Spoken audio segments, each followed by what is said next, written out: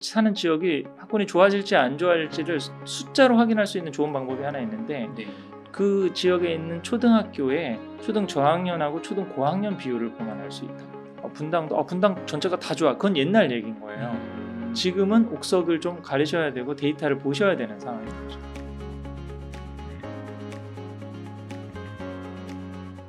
오늘은 대한민국 최고의 입시 전문가이자 공부머리의 발견의 저자이신 심정섭 소장님에게 학군지 아파트를 결정하기 전에 고민해봐야 하는 것들이라는 시리즈물로 부동산 투자에서 도대체 학군이란 무엇이고 가격에 어떤 영향을 주는지 서울의 3대 학군지부터 경기도, 인천, 대구, 대전, 세종, 광주, 부산, 울산 등의 지방 학군지와 아파트까지 인터뷰를 나눠보도록 하겠습니다. 작가님 안녕하세요. 네, 안녕하십니까. 네, 자기소개 간단하게 부탁드리겠습니다. 예, 저는 지난 20년 정도 우리 대치동하고 강남에서 대학생들하고 편입 입시 지도를 하다가 그 입시 강연 때마다 좀 나오는 그 이사를 어디로 가야 되느냐 좀 그런 학부모님들의 질문에 답변해드리기 위해서 2016년도에 학군 지도라는 책을 써서 학군 쪽으로도 좀 많이 알려지게 됐는데요. 그리고 지금은 이제 프리랜서 작가로 또 계속 지속적인 좀 저술 활동을 하고 있는 심정섭이라고 합니다. 네, 반갑습니다. 감사합니다. 작가님께서 되게 겸손하게 말씀해 주셨는데요. 소장님은 서울대학교 동영상학과 졸업, 한양대학원 영어교육 석사, 그리고 대치동 학원가에서 영어 강의 및 대입 편입, 그리고 대학 입시 그리고 편입 입시 전문가로 2000년부터 2019년까지 약 20여 년간 현장에서 활동을 하시면서 대학교 원서 지도 3,000명, 스카이 명문대 합격 300명 이상을 배출하셨고요. 부동산 투자자의 필독서로 불리우는 심정섭의 대한민국 학군 지도의 저자이십니다. 그리고 월급쟁이 부자들 이제 대형 채널에서 스터디 모임 활동을 하셨고요. 또 다수의 자녀 교육 서적을 출간하셨습니다. 그리고 최근에는 공부머리의 발견이라는 자녀 교육 서적을 출간까지 하신 대한민국 대표 사교육 입시 전문가이자 부동산 학군 전문가입니다. 감사합니다. 좋게 소개해 주셔서. 네. 저자님을 모시고 또 저는 이제 부동산 투자 전문가로서 그래도 뭐 한 순자산 10억 정도의 수익을 거둔 저도 이제 부동산 투자자이기도 한데요. 오늘은 약간 일방적인 인터뷰보다는 작가님이 이제 학군과 어떤 이런 교육에 대한 관점과 저의 투자에 대한 관점을 섞어서 대담식 인터뷰를 진행해 보도록 하겠습니다. 네. 2023년 1월에 아파트 하락이 정점을 찍고 몇 개월 동안 서울 수도권 중심으로 아파트 가격이 다시 상승하고 있습니다. 학군지 아파트 같은 경우는 가격이 좀 얼마나 좀 회복이 됐나요? 질문들이 많아서 제가 자료를 하나 좀 준비했거든요. 네네. 같이 한번 좀 보시면서 좀 얘기를 하면 좋을 것 같은데요. 그래서 가끔 이런 신문 기사들이 조금 나오죠. 요즘 이제 몇몇 지역에서 좀 반등, 아파트 가격 반등을 보여주는 데가 있으니까 이제 집값 회복의 신호탄을 학군지부터 왜 그런 약간 전설처럼 내려오는 얘기들이 있지 않습니까? 학군지는 올라갈 때도 굉장히 많이 오르고 떨어질 때도 굉장히 안 떨어진다. 가격 방어가 제일 잘 되는 데가 학군지다라는 그런 이야기들이 있어서 여기서 이제 몇몇 그 나온 사례들을 한번 좀 제가 분석을 해봤거든요. 이 기사에서 지금 언급됐던 그런 지역들 한번 하나하나 보니까 신반포 4차에 있던 아파트가 뭐 그 이전에 그 굉장히 한 지금 최근에 그 27억 정도까지 뭐 올라가면서 이제 가격이 회복됐다. 그렇죠. 뭐 32억 찍었다가 막 폭락했다가 다시 27억 올라가고 있다. 그렇죠. 정고점 가고 있다. 그러니까 여기에서도 조금 하나 이제 구체적인 사실은 사례이긴 하지만 32억에서 이 22억까지 10억 떨어진 얘기는 하지 않고 22억에서 27억까지 5억 올라간 요 부분만 사실 그리고 또 이게 한두 건 일어난 특수 거래를 갖고 그렇게 얘기를 할 수는 없는 건데 이제 언론엔 그런 기사들이 상당히 좀 많이 나오죠. 근데 뭐 실제적으로 그러면 여기 반포 레미안 퍼스티지가 반포 쪽에 있는 가장 대표적인 학군지거든요. 근데 이 가격을 보면 이게 최근에 2023년 8월까지 제가 업데이트한 건데 이 실거래가가 아니라 KB 국민은행 시세 중위 가격으로 좀 그 기준을 한 겁니다. 그랬더니 확실히 이렇게 조금 반등되는 모습이 지금 보이잖아요. 그러니까 이걸 이제 반등의 신호로 볼 수 있지 않느냐라고도 보는 견해들이 있는데 전세가를 보면 별로 큰 움직임은 없습니다. 사실 여기 보면 그리고 요 그래프에서도 그렇고 다른 학군지도 마찬가지지만 제가 좀 눈여겨보는 부분이 매매가가 한 20% 정도나 30% 조정받는 경우는 그 이전에도 사실 있을 수 있는 일이잖아요. 네네. 근데 학군지 아파트 같은 경우는 전세가가 20% 이상 조정을 받은 적은 거의 없습니다.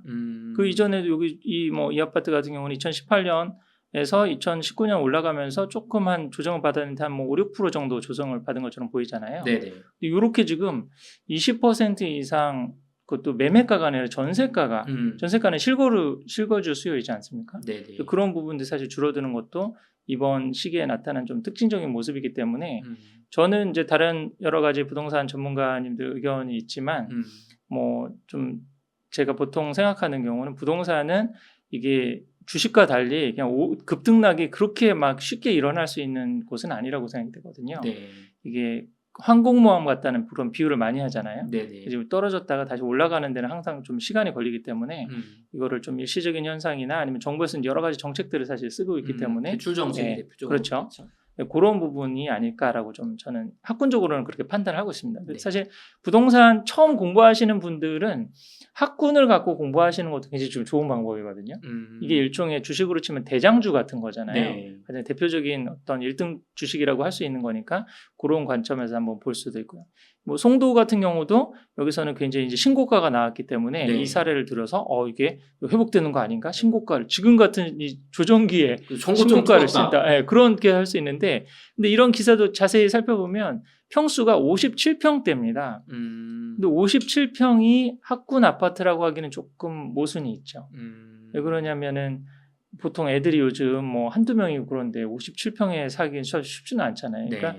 어떤 이 대형 평형에 대한 어떤 특수한 어떤 투자 수요일 수도 있고 뭐 그런데 요거 하나를 갖고 말하기는 좀 쉽지 않은데 그래서 이제 제가 가져온 그래프가 가장 대표적인 학군 아파트라고 할 수 있거든요. 네. 요 앞에 포스코 고등학교도 있고 체드윅이라는 뒤쪽 라인에는 네네. 보통 말하는 송도의 109라고 하는 지역이죠. 네. 학군이 굉장히 좋다라고 하는 네. 거기에 가장 대표적인 아파트라고 할 수 있는데 이런 더샵 시리즈 아파트 중에 여기 보면 거래가가 거의 변함이 없죠.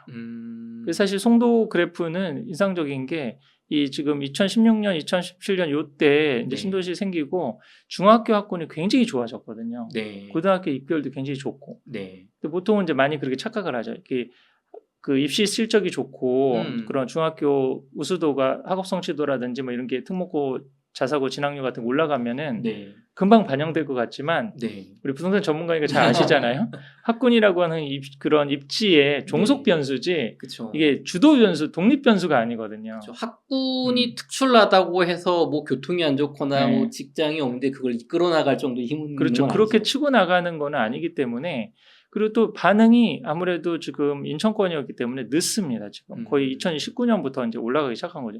그 이전까지는 계속 다른 서울 수도권 시장이 사실 2016년, 2017년부터 이렇게 올라가기 시작했잖아요. 그렇죠. 분당 오를 때도 그냥 네. 가만히 있네요. 근데 뭐 이건 특정 지역이라 좀 자세히 말씀드리기는 좀 죄송한 측면도 있지만 공급이 많았던 측면도 있죠. 송도에. 네. 그런 여러 가지 변수들이 있어서 이제 움직이지 않다가 이제 움직였죠. 네. 움직였는데 역시 마찬가지로 매매가라든지 전세가가 한 뭐 15%에서 20% 정도 조정되는 그런 모습을 보이고 송도는 회복의 기미가 별로 없어 보이죠 아직은.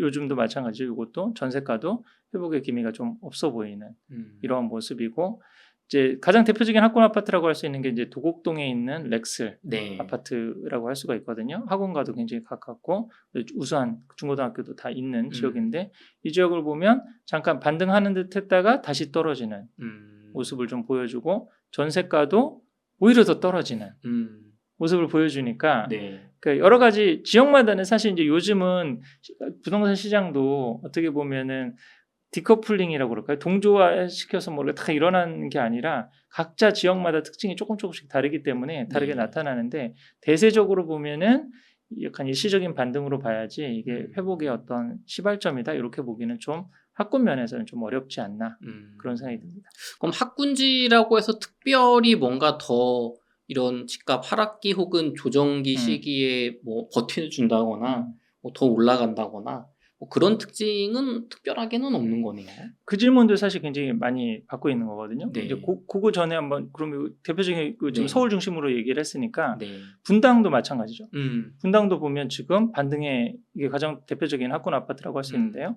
뭐 순회동하고 내정 그 순회중학교, 내정중학교 이쪽 라인이 지금 가장 학군에서 선호하는 분당 지역이지 않습니까? 네. 여기도 마찬가지로 가격이 지금 별로 반등 여기서 이제 반등 떨어지지도 않았죠. 별로 사실 분당은 맞아요. 떨어지지도 않고 전세 가격은 역시 떨어지고 난 다음에 회복이 좀 되지 않는 좀 이런 모습을 보여주니까 이것도 마찬가지로 학군 면에서 보면은 좀 몇몇 지역에서 일시적인 그런 몇 가지 특수거래라고 좀 볼 수 있는 거지 이게 전반적인 추세의 전환이다라고 보기는 좀 힘들지 않을까라는 좀 생각이 듭니다. 그래서 지금 이제 두 번째 질문하신 요 질문이 굉장히 학군 관련해서 많이 물어보시는 거거든요. 맞아요. 방금 본 순회동도 별로 안 떨어지지 않느냐 네. 매매가는 그렇죠. 방어가 된다. 네, 그런 부분이 뭐 일견 보면은 사실 일리가 있습니다. 가장 대표적인 이제 목동 학군을 한번 볼까요?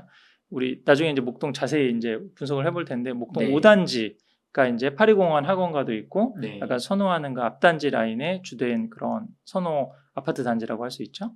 이때 버블기에 이제 2007, 8년 때 이때가 이제 버블기라고 하지 않았습니까? 근데 네. 8.8억까지 올라왔다가 이후에 이제 2008년 금융위기 겪고 난 다음에 이제 침체기가 들어갔죠. 한 5, 6년. 그때 이제 조정기에 최저가가 한 7.2억까지 한 1억 6천 정도 떨어졌는데 이때 이제 하락률을 보면 한 18% 정도 떨어졌거든요. 네. 학군지 아파트. 근데 같은 이제 목동인데 좀 비학군지라고 좀 볼 수 있는 지역. 여기보다 학군 선호도가 떨어지는 네. 그런 지역이라고 볼 수 있는 데는 하락률이 35% 정도까지. 그러니까 여기 한 반 정도밖에 안 떨어졌다. 네, 맞아요. 가격 매매가로 보면 좀 그런 모습이 보이고 또 이번에도 조정될 때 좀 학군지는 4.4% 정도 떨어지는데 비학군지는 한 10.4%까지 떨어진다. 그러니까 역시 이게 방어력이 되는구나. 학군지가 하락률이 적은 거 아닙니까? 예, 매매가적인 측면에서 이제 그렇게 보는 게 보통 이런 경우도 이제 많이 나타납니다. 네. 그리고 또 이제 상승할 때는 보니까 비학군지는 한 98% 정도 올랐는데 여기는 한 100% 정도 오르는 모습을 보이니까 하락할 때는 그만큼 좀 방어력이 있고 올라갈 때는 좀 더 많이 올라간다. 이게 이제 전형적인 학군지에 대한 좀 이해라고 네. 볼 수가 있는데요. 분당도 조금 비슷한 모습을 보여주거든요. 근데 분당도 이 지금 파크타운 서안을 지금 학군지 아파트로 보고 또 같은 연식의 비슷한 세대수를 최대한 이제 뽑아봤는데요. 그렇게 했을 때 여기 하락률은 한 26%인데 비학군지도 26%. 그럼 여기서는 학군지라고 덜 떨어졌네라고 말하기는 조금 힘들죠. 네네. 근데 지금을 보니까 이번에 조정기 때는 하락률 4.1%인데 비학군지가 7.1%. 학군지가 조금 더 방어력이 생겼다. 근데 이거는 이제 나중에 분당 학군 분석할 때 조금 자세히 말씀드릴 건데 네. 분당 지역 내에서도 약간 쏠림 현상이 있으면서 예를 들어서 그 이전에는 분당으로 이사 간다 그러면 뭐 순회동도 좋고 뭐 서현동도 좋고 그러지만 외곽 지역도 괜찮으니까 우리 가정 형편에 맞게 그쪽으로 가야지라고 하는 수요가 있었는데 요즘은 사실은 분당 내에서도 쏠림 현상이 더 좀 생기는 편이거든요. 그러니까 학군 수요가 있는 데가 이쪽으로 더 몰리니까 어느 정도 가격 방어도 좀 되는 측면이 나타난다. 세부적으로는 그렇게 볼 수 있는데요. 상승적인 측면에서는 역시 학군지가 훨씬 더 좀 더 많이 오르는 네. 이런 모습을 보이게 되죠. 그러니까 이게 목동이 그러니까 보통 많은 분들이 갖고 있는 학군지에 대한 좀 일반적인 상식에 부합하는 지역이라고 볼 수 있고 이거는 하락할 때는 그렇게 많이 방어가 안 되네라고 하는 그런 부분이라고 볼 수 있죠. 근데 좀 더 이제 대치동이라고 하는 넘버원 학군을 보게 되면 또 이게 일반화시키기는 좀 어려운 측면도 있거든요. 예를 들면 대치동에 있는 가장 대표적인 아파트들 같은 경우는 오르는 폭이 너무 크기 때문에 그 내려가는 폭도 굉장히 크거든요. 금액 같은 경우가 많이 오른 만큼 많이 떨어질 그런 가능성도 있는 거죠. 이게 어떻게 보면은 1등주에서 주식으로 치면 1등주에서 나타나는 뭐 그런 모습이라고도 할 수가 있겠죠. 여기 보면은 조정기 때 하락이 22.7%인데 여기는 좀 세대수가 조금 차이가 나기는 하지만 여기 비학군지는 하락률이 덜 떨어졌습니다. 그러니까 적게 오르니까 적게 떨어지는 모습이 나타나거든요. 근데 여기서도 마찬가지. 이번 조정기도 지금 이 학군지는 한 10% 정도 떨어지는데 여기 비학군지는 3% 정도밖에 안 떨어져. 이번 상승장 같은 경우는 사실 176%로 그 비학군지 아파트가 상승폭이 훨씬 컸는데 하락폭은 지금 훨씬 적어요. 네, 그렇죠. 여기 그러니까 전반적으로 지금 이 대치동 같은 경우는 비학군지라고 할 만한 데가 좀 그렇게 많지는 않거든요. 근데 여기 비학군지라고 하는 데가 대치동의 모든 학교가 다 선호중학교는 아니고 학원가랑 조금 멀고 그 내에서도 조금 그 선호도가 떨어지는 중학교가 음. 있어요. 거기를 이제 비학군지라고 이제 본 건데 이제 그런 지역 같은 경우는 전반적으로 강남 프리미엄이라든지 또 하나 이제 우리 입지적으로 봤을 때는 네. 학군만이 전부는 아니잖아요. 강남은 아, 그렇죠. 직장도 있고 뭐 여러 가지 그렇죠. 그런 수요들도 있으니까 또 강남이니까 오를 때는 그냥 더 많이 올랐는데 네. 떨어지는 면에서도 뭐 근데 절대 금액으로 보면 여기는 지금 30평 다 기준이 30평대 아파트고 네. 우리 그 KB 그 시세 그걸 지금 음. 기준을 한 겁니다. 그러면 30평대 아파트인데 여기 30억까지 올라갔잖아요. 네. 근데 여기는 21억밖에 안 올라갔습니다. 절대 금액에서. 그러면 떨어지는 폭도 이게 상승률이 큰 거지 금액으로 보면 사실 이쪽이 더 큰 부분이라고 볼 수가 그쵸. 있겠죠. 그래서 그럼 요 대치동의 사례를 보면 반드시 여러 가지 또 학군의 변수들이 있으니까 학군 말고 또 교통이라든지 뭐 이런 변수들이 있으니까 무조건 가격 방어력이 다 덜 떨어진다라고 일반화시켜서 얘기를 하기는 쉽지는 않은데 아까 목동 같은 사례 네. 그런 사례들이 좀 많은 지역들이 있기 때문에 네. 아무래도 다른 데다 떨어져도 학군 지역은 들어오려고 하는 수요가 있으니까 좀 덜 떨어진다라고 볼 수도 있는데 분당 같은 경우를 또 생각해 보면 그 안에서도 양극화가 있다. 쏠림 현상이 있을 수 있다는 거죠. 제가 요 자료를 봤을 때는 전 이제 투자 측면으로 봤을 때는 그런 게 있는 것 같아요. 우리가 흔히 여러 가지 뭐 말씀해 주신 것처럼 분당이나 뭐 목동이라든가 상계 중계동, 대치동 이런 쪽을 이제 이미 자리가 잡혀 있는 지역을 보면서 학군지는 집값 방어가 잘 된다. 오를 때 많이 오른다. 이런 예시를 들어주시는데 저는 조금 생각이 학군만으로는 볼 수 없다고 보는 게 예를 들면 학군지라서 지금 가격 방어가 잘 된 목동이나 분당 사례 같은 경우는 네.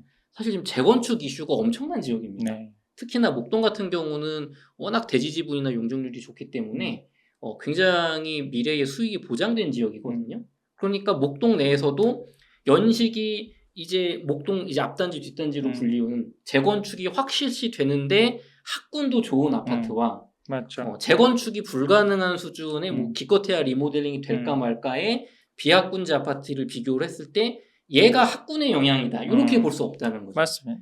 왜냐하면 여긴 재건축의 이슈에 대한 그 미래 가치가 이미 들어가 있기 때문에 분당도 마찬가지고요. 반면에 이제 요 대치동 아파트 비교 사례 같은 경우는 뭐 세대수 차이도 있지만 둘 다 이제 2005년 8년 입주로 재건축 아파트가 아니에요. 그러니까 정말 순수하게 뭐 지역도 봐야겠지만 학군으로 조금 더 비교를 해볼 수가 있겠죠. 그렇게 봤을 때는 학군지라고 특별히 더 많이 오르고 하락을 방어한다라고 일반화하기에는 좀 무리가 있다. 맞습니다. 그래서 사실 이 채널은 우리 투자하시는 분들이 네. 많이 보시니까 그런 네. 얘기가 있지 않습니까? 이게 투자는 숫자에 기초해서 해야 된다고.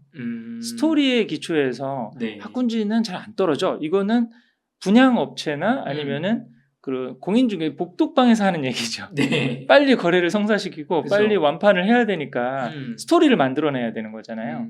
그래서 그런 얘기를 믿고 중요한 의사결정을 하면은 호구가 될 가능성이 상당히 많죠. 사실은. 근데 만약에 투자를 한다라고 그러면 하나하나 이거를 따져봐야죠. 진짜 많이 안 떨어졌나? 가격 방어력은 어느 정도 있고 또 다른 아까 말씀하신 변수들 재건축 변수라든지 뭐 교통의 네. 이슈라든지 이런 걸 뭐 따져봐가지고 객관적인 데이터가 나오는지 또 교육적으로도 이제 그런 얘기들 많이 하고 그랬었거든요. 최근에도 뭐 우리 옛날에 마포 굉장히 많이 올라가고 그랬을 네. 때 이제 마포 학군 좋아지는 것만 남았다. 거기 뭐 대흥역 네. 근처에 거기도 뭐 좋아지는. 근데 그거 얘기를 들었을 때도 저는 계속 나름 이제 학군 전문가로서 그런 얘기를 했거든요. 그런 이제 스토리에 의존하지 말고 그러면 우리 이 사는 지역이 학군이 좋아질지 안 좋아질지를 숫자로 확인할 수 있는 좋은 방법이 하나 있는데 네. 그 지역에 있는 초등학교의 초등 저학년하고 초등 고학년 비율을 보면 알 수 있다고. 학군이 좋은 지역은 초등 고학년으로 갈수록 훨씬 더 아이들이 늘어납니다. 초등 저학년 1, 2, 3학년 평균에 비해서 네. 4, 6학년 평균이 뭐 대치동 같은 경우는 5, 60%, 뭐 분당은 한 3, 40%이 정도 올라가거든요. 저학년 때는 뭐 한 반에 100명인데 고학년 되면 뭐 150명 150명, 전화가 200명 뭐 와서. 그렇게 될 수도 있는 거죠. 계속 그렇게 왜 그러면 중학교 때 이제 본격적으로 배정받기 위해서 네. 계속 들어오는 거죠. 근데 학년 초에는 너무 비싸서 못 들어오거나 아니면 아이가 너무 스트레스 받을까봐 네. 너무 경쟁이 치열할까봐 그렇게 못 들어왔던 수요가 있는데 이제 더 이상 늦출 수 없어라고 해서 들어오는 적이 있죠. 네. 근데 신도시나 아니면 이렇게 갑자기 교통이나 다른 호재에 있어서 올라간 지역들은 초등, 유초등까지는 있는데 중고등이 되면 고민이 되는 거예요. 그쵸. 여기서 교통은 좋은데 여기 중고등학교 생각하면 여기 계속 6년 살 수 있을까? 라고 하는 생각이 들면 초등 고학년 때 점점 애들이 빠져나가는 거죠. 주변으로. 예. 그래서 단순히 그냥 여기 학군만 좋아지면 돼요. 그럼 학군 프리미엄 1, 2억 정도 더 붙어서 상승 가능성이 있어요라고 하는 거는 스토리죠. 많은 사람들이 그렇겠거니라고 하는 스토리인데 우리 투자하시는 분은 잘 아시겠지만 스토리에 의존해서 투자를 하시면 안 된다. 학군이 좋아진다고 그러면 아까 그 학교 알림에 들어가서 네. 그 초등학교 학생들 통계하고 지금 중학교 학생들의 그 졸업생 숫자라든지 네. 학생 증감 현황이라든지 요거까지 체크를 하시면 보통 이제 부동산 투자하실 때 인구 유동, 네, 젊은층 맞아요. 유동 요런 그런 데이터들 많이 나오니까 그런 분석도 많이 하시잖아요. 네. 근데 내가 학군까지 좀 분석을 해보고 싶다라고 하시면은 학교 알림이나 제 학군 지도에 있는 네. 좀 제가 안내해드린 데이터들, 교육적인 데이터들 볼 수 있는 거를 바탕으로 해서 숫자에 의존해서 기초해서 한번 결정을 하시면 더 현명한 판단을 하실 수 있지 않을까 싶습니다. 좋습니다, 작가님. 네. 그 방금 말씀해주신 그 어떤 여기 이제 학군 곧 좋아질 거예요. 네. 혹은 뭐 좋아지고 있어요. 이 불명확한 말들이 많은데 아파트 투자에 학군이 중요하다고 우리가 얘기를 하지만 제가 느끼기에는 사용하는 의미가 다 다르신 것 같아요. 네. 분양을 하시는 분, 투자를 하시는 분, 그렇죠. 혹은 작가님처럼 학군 전문가가 쓰시는 학군지라는 의미가 다른 것 같은데 정확하게 학군지는 정확히 무엇인가요? 네. 저는 이렇게 딱 한마디로 정의하거든요. 초등 고학년 때 네. 중고등 6년을 걱정하지 않고 쭉 살 수 있는 지역. 그러려면 뭐가 있어야 될까요? 우선 좋은 중고등학교가 있어야 되겠죠. 네. 그리고 또 학원이라든지 그런 어떤 인프라 그런 것들이 좀 잘 갖춰져 있고 유해 환경이 뭐 없고 그러면 훨씬 더 좋고 그러니까 이런 부분들이 갖춰진 지역을 저는 명문 학군이라고 그러고 네. 부동산 투자 측면에서 의미가 있는 학군은 네. 이렇게 오를 때 굉장히 많이 오르니까 네. 100% 200% 오른다 이런 거는 사실은 웬만한 지역에서는 쉽지 않은 그런 모습일 수 있잖아요. 떨어질 때도 다른 지역 뭐 한 40-50% 반토막이 나는데 그래도 한 20-30%를 방어를 해준다 라고 하면 자신의 자산을 지키는 그런 데서도 의미가 있는 지역은 명문학군이라고 할 수 있고 명문학군은 초등 5, 6학년 때 네. 중고등 6년을 걱정 없이 쭉 살 수 있는 지역 그걸 저는 학군이라고 정의를 합니다. 그러면은 입시 결과라든가 혹은 학원과 사교육 시스템이라든가 유해 환경이라든가 주변의 어떤 생활 수준의 차이 혹은 뭐 직장과 교통 이런 걸 다 종합적으로 고려해서 네. 여기 이사 가면 더 이상 내가 우리 가족이 더 어디로 이사 갈 필요는 없겠다. 교육 때문에. 투자 측면에서도 그렇기도 하고 이 집을 우리 애한테 중요할 만한 물려줄 만한 지역이기도 한가. 이거 나 그냥 은퇴하면 우리 자식 물려줘도 안 물려주고 나는 그냥 안 팔고 나는 시골에서 내려가더라도 네. 애들은 사실은 그런 얘기도 많거든요. 의대 지방에 의사 선생님들이 없습니다. 근데 왜 그러냐면 의사 선생님들이 그 지방 국립대학교에서 의사 면허를 받고도 지방에 머물러서 의사 활동을 하는 게 아니라 다 서울 수도권으로 오시는 거예요. 저도 오늘 통계를 봤는데 20, 30대의 어떤 우리 그 이제 성인들이 서울에 그 연간 막 8만 명씩 전입을 한대요. 지방에서. 그게 수치가 예전에 한 2만 명 수준이었는데 지금 10년 사이에 4배로 늘었거든요. 근데 40대가 되면 서울에서 2, 3만 명씩 이제 전출 빠져나가고 있습니다. 취업은 서울에서 하고 집값 때문에 이제 경기도로 가는 형국인데 말씀하신 것처럼 지방의대 졸업자 이런 분들이 서울로 취업을 오시는 거네요. 다 왜 그러시냐고 제가 물어보거든요. 네. 지방에도 훨씬 더 살기 좋고 집값도 싸고 자산도 늘릴 수 있고 현금 뭐 흐름도 좋게 할 수 있고 그런데 왜 굳이 오시냐고 그러면 다 12명 9 뭐라고 그러냐면 애들 교육 때문에 또 여기 온다는 거예요. 교육 때문에. 그러니까 사실은 교육적인 측면에서도 지금 인서울 쏠림 현상이 너무 심해지거든요. 옛날에는 사실 지방의 국립대 같은 경우는 탑 3 대학, 탑 5 대학으로 거의 같은 레벨이었는데 요즘은 지방 국립대의 웬만한 과들이 거의 탑 30위권, 서울권에 있는 탑 30위권 학과랑 비슷한 수준으로 지금 지방 일자리도 점점 줄어들고 있잖아요. 그럼 애가 만약에 지방에서 공부를 잘해서 서울권에 있는 대학에 왔어요. 어디 살죠? 기숙사 안 살면? 거주지를 그 직장은 다 어디 있습니까? 서울에 있고. 제조업에 있는 그 몇몇 본사들이 자꾸 또 서울이나 서울 수도권으로 올라오는 지금 상황이잖아요. 그러면 대학교 다닐 때 어디서 살죠? 그다음 직장, 사회 초년 시절에 어디서 살죠? 이런 거 생각하면은 서울 수도권이 더 쏠림이 심해지기 때문에 결국은 나중에라도 이 집을 하나 해서 네. 아이들한테 물려줄 만한 그런 가치가 있는가라고 생각하면 거기에 또 우리나라는 아주 특수하게 학군과 교육이라고 하는 걸 또 고려를 안 할 수가 없는 측면도 있죠. 지금 이제 중고등학교뿐만 아니라 대학까지 지금 이렇게 돼버리는 지금 상황이에요. 사회적으로 너무 불행한 거죠. 사실은 이제 뭐 프랑스나 독일 같은 경우는 다 대학도 평준화가 돼서 네. 일본만 해도 그렇거든요. 일본도 그 지방에 있는 국립대들에 많이 가고 도쿄는 물가가 비싸기 때문에 진짜 공부를 잘하고 자기는 도쿄대나 뭐 이런 데를 가겠다라는 그런 생각이 없으면 자꾸 안 올라오거든요. 그 지방에서 다 해결이 되거든요. 네. 근데 우리는 지방에서 해결이 안 되잖아요. 그러니까 서울 수도권으로 조금 쏠림 현상이 더 심해지고 또 그런 와중에서 좀 아파트를 생각하게 된다면은 자꾸 이제 서울 수도권에 있는 특히 학군지가 있다고 그러면 이제 뭐 대학교나 직장뿐만 아니라 중고등이 커버가 되는 거죠. 이렇게도 한번 생각해 보시죠. 투자적인 측면에서 만약에 아까 학군 좋아서 이사를 했어요. 네. 6년 동안 이사를 갈까요, 안 갈까요? 안 가겠죠. 그것 때문에 온 건데. 그 중고등 6년을 여기 쭉 다니시려고 거기 왔잖아요. 네네. 그럼 초등 고학년 때나 초등 저학년 때부터 오죠. 네. 그럼 한번 학군지에 집을 사거나 전세로 들어가면 10년을 산다는 얘기입니다. 기본적으로. 근데 취업도 대부분 서울에서 하고 대학도 서울에서 가서 많아요. 네. 20년을 살게 될 가능성도 있는 건데요. 그럼 이런 어떤 수요적인 측면을 생각하면 네. 그 시장 원리가 나오는 거죠. 이 상품 가치가 어느 정도 되는지. 그럼 방금 말씀해 주신 것처럼 학군지는 그런 인구적인 측면에서도 지금 장점이 있다 보니까 많은 지역에서 특히나 어떤 수도권의 신도시라든가 지방의 신도시 혹은 서울에서 또 뭔가 집값이 요번에 많이 상승한 지역 예를 들면 서울의 대표적으로 이제 마포구, 동마포라 불리는 공덕 인근이 되겠죠.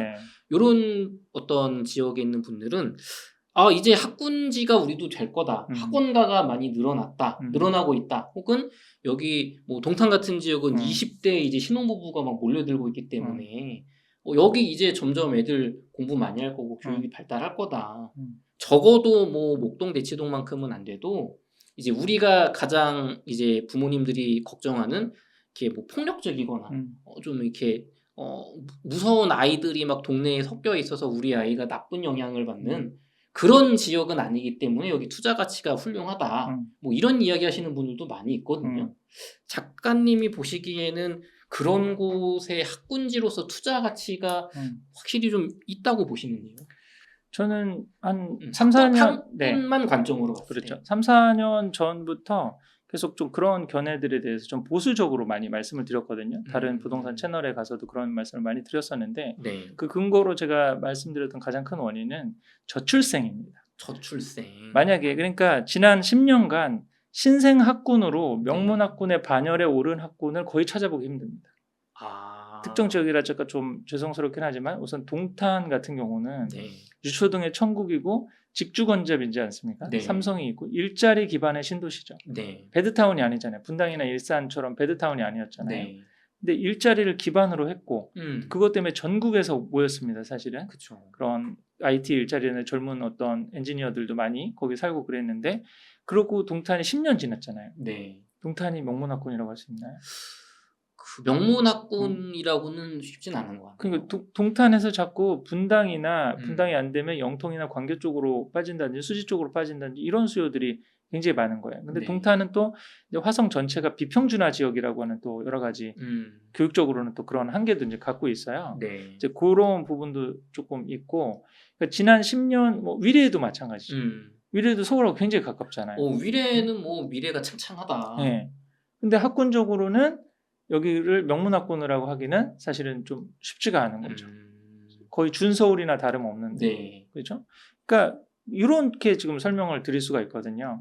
그러니까 저출생 상황에서 만약에 지금 우리 작년에 태어난 아이들이 28만이거든요. 진짜 우리나라 유지되려면 60만이 있어야 되는데 그럼 최소한 지금 보통 중학교에 있는 아이들이 지금 40만 세대입니다. 지금 40만 세대에서 최소한 50만, 60만으로 늘었다라고 하면 신생 명문학군들이 생길 수가 있겠죠. 예를 들어서 아까 위례도 생기고 그다음에 송도도 뭐 생기고 뭐 이렇게 해서 신생 명문학군들이 툭툭 증장을 해가지고 그럼 그 와중에서도 서울권 내에서도 만약 학군 수요를 대치동이나 목동이나 반포 서초나 중계동이 감당하지 못해.